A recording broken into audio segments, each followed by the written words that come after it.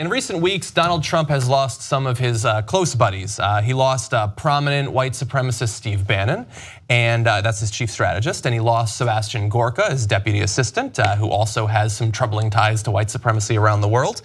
And what's interesting is that in the wake of this, more leaks are coming out of the White House showing that one of the reasons the White House is emptier and emptier with every passing week is actually Trump's moodiness. His mood swings have gotten really bad, apparently worse than ever.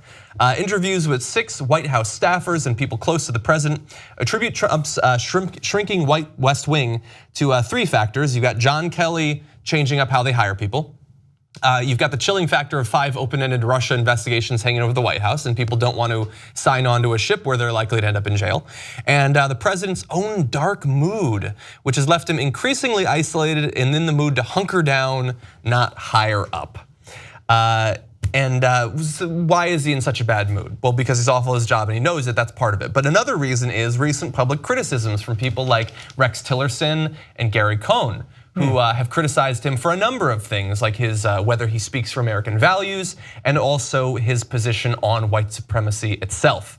The source close to the president described his mindset in recent weeks as the worst it's ever been, and said particularly that those criticisms from his some of his top aides there cut him to the quick. He's a sensitive soul. I have 2 things to say about this. The first is sad. The second is baby. I thought you might say that. Yeah. Okay. You want a quote where you're gonna feel bad for Donald Trump? Good luck. The source in the White House says, quote, "He feels like this is not what he signed up for, and his accomplishments are being underplayed. He just looks around and says, when is this going to get better?" Occasionally Melania does that historically too.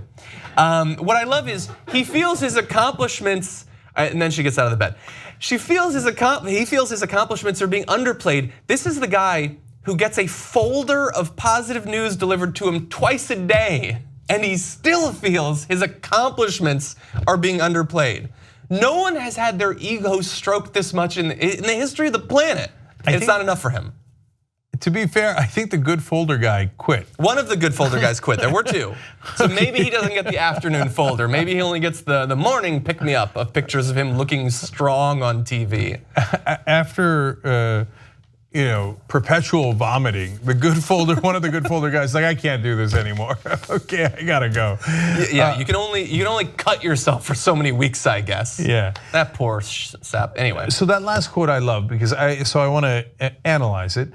He says he feels like this is not what he signed up for. You signed up to be president, where I don't know if you know this, there's a lot of critics of the president. I remember when President Obama was in charge, for example, and you're a big loudmouth critic, tweeting away about every single thing he did and didn't do. So I didn't sign up for this. Yeah. What a snowflake. What a sad, sad child. Yeah. I mean, Truman said the buck stops here. Trump said, I didn't sign up for this. Second part of the quote is, his accomplishments are being underplayed. There's a very little question. What accomplishments? He hasn't gotten any major legislation passed. None.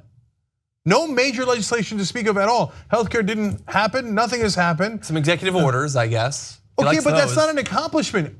If I'm president, I could sign 1,000 executive orders. There's nothing stopping you. That's not an accomplishment. That's like your opinion, man, right? And even if, look, the executive orders have some force of law, you can't say you got it done. All you have to do is this to get it done, right? He signed the executive order that someone else wrote and gave to him. That's right. And he looks around and says, when is it gonna get better? And that's the one I have the most definitive news on. Never. So this is the same thing I said about Bush in his second term around 2006. I even wrote an article about it. You know how much I love my predictions. At the time, all the pundits on TV were talking about a quote unquote narrative of a comeback. And I wrote a piece saying he is not capable of a comeback. His poll numbers will not bounce back up. They will continue to spiral downwards because Bush did not have the capacity, the intellectual capacity or any other capacity to mount a comeback because he was not up for the job. Trump has less capacity. Way worse. I mean, I could not have imagined of a president more incompetent than George W. Bush, and it turns out I lacked enough imagination because Trump is significantly worse. So when is it gonna get better? Never. No, you will continue to spiral down. You'll get into the 20s, and you might even get into the teens unless you resign first. You are an incompetent buffoon of the highest order. I'm sorry if I hurt your feelings. Did you not sign up for this? Yeah. So I'm going to end on the same 2 words. Sad baby. Help us build independent media together. Come join us, tytnetwork.com/join.